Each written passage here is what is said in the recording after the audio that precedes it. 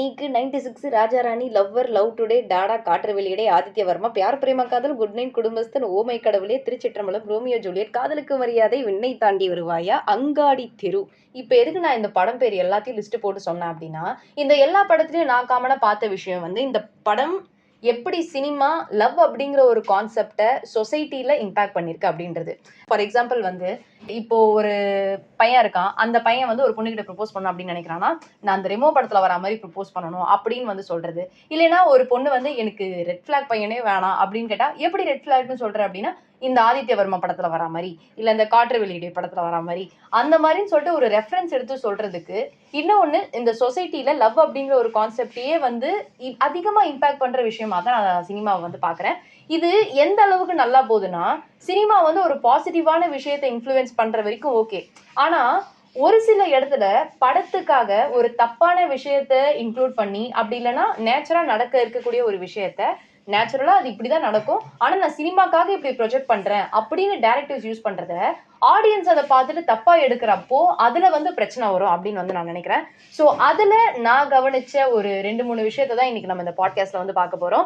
So வணக்கம் and welcome back to the episode 4 of Kadalai Mittai. So இன்னைக்கு நம்ம பாட்காஸ்ட்ல நம்ம எதை பத்தி பேச போறோம் அப்படின்னா, தமிழ் சினிமால ஆர் இன் ஜென்ரல் சினிமால நான் பார்த்த ரொம்ப கான்ட்ரவர்ஷியலான டாபிக்ஸ், கான்ட்ரவர்ஷியலான விஷயங்கள் என்ன அப்படின்றத வந்து இன்னைக்கு நான் வந்து லிஸ்ட் அவுட் பண்ணலாம் அப்படின்னு இருக்கேன். அதுல ஃபர்ஸ்ட் விஷயம் வந்து பிசிக்கல் அபியூஸை லவ்னு வந்து சொல்றது.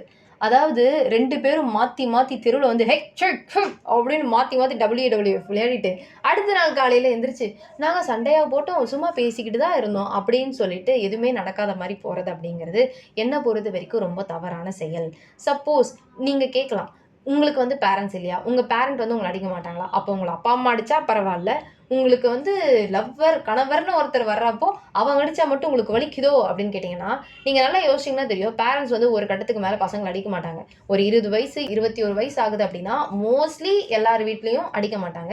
அண்ட் இன்னொரு விஷயம், நான் என்னுடைய பார்ட்னர் கிட்ட எக்ஸ்பெக்ட் பண்ணுறது வந்து ஒரு பார்ட்னர்ஷிப் தானே தவிர ஒரு ஓனர்ஷிப் வந்து கிடையாது. நான் வந்து எங்கன்னா வெளியே போனால் யார் பெர்மிஷன் கேட்டு போனேன், யார் பெர்மிஷன் கேட்டு இந்த ட்ரெஸ் போட்டேன், உனக்கு யார் இந்த ஃப்ரீடம் கொடுத்தா, இந்த மாதிரியான டாக்ஸிக்கான சென்டென்சஸ் எல்லாம் என்ன பண்ணிட்டாங்கன்னா லவ் அப்படிங்கிற ஒரு விஷயத்துக்குள்ள உட்புகுதி அதை வந்து குளோரிஃபை பண்ண ஆரம்பிச்சிட்டாங்க. அதுவே வந்து என்னை பொறுத்த வரைக்கும் ரொம்ப பெரிய தப்பு.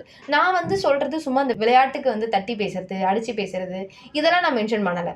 அது வந்து உங்களுடைய சும்மா அது ஃபன்னுக்காக பண்றது.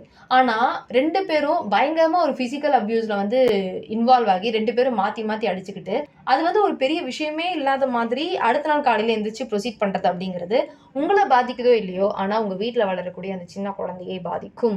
சப்போஸ் அந்த குழந்தை என்ன நினைக்கலாம், ஓ இதுதான் லவ் போல, இப்படிலாம் இருக்கலாம் போல, தப்பில்லை போல அப்படின்னு நினைக்க வாய்ப்பு இருக்கு.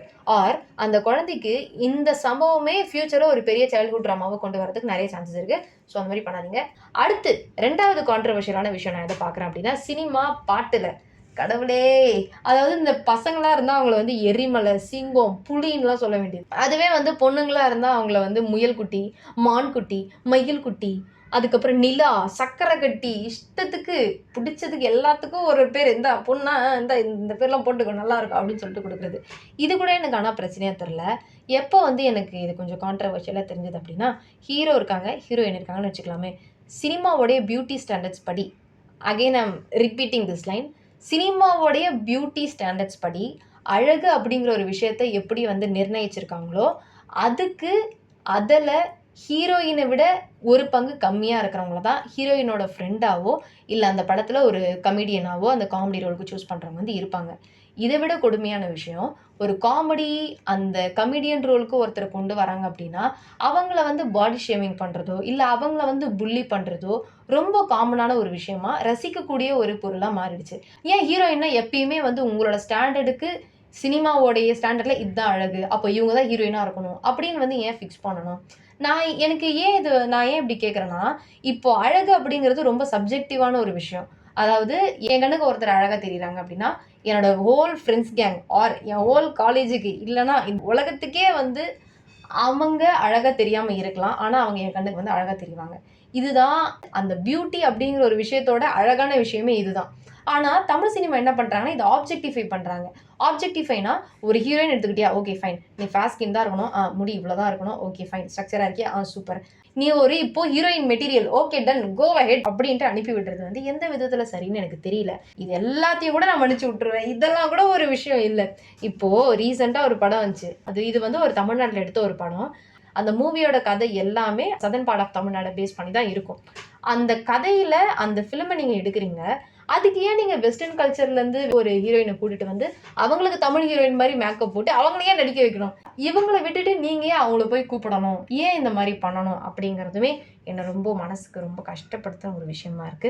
ஸோ இந்த பாட்காஸ்ட் நான் பேசுறதுக்கான முக்கியமான ஒரு ரீசன் என்னன்னா, சப்போஸ் நீங்கள் ஃபியூச்சரில் ஒரு ஃபிலிம் மேக்கர் ஆக போகிறீங்க, இல்லை டைரக்டர் ஆக போகிறீங்க அப்படின்னா, இந்த ஸ்டீரியோ டைப்லாம் கொஞ்சம் உடச்சிட்டு ஒரு காமனான ஒரு பெர்ஸ்பெக்டிவோட, அதுக்கு நான் சினிமாவே தப்பு சொல்கிறேன்னு கிடையாது. இப்போ ரீசெண்டாக வந்த ஒரு சில படங்கள், குடும்பஸ்தனாக இருக்கட்டும், இல்லை குட் நைட்டாக இருக்கட்டும், இந்த படம்லாம் வந்து ஸ்டீரியோ டைப்ஸை பிரேக் பண்ணி வந்த படமோ அப்படின்னு வந்து எனக்கு தோணுது.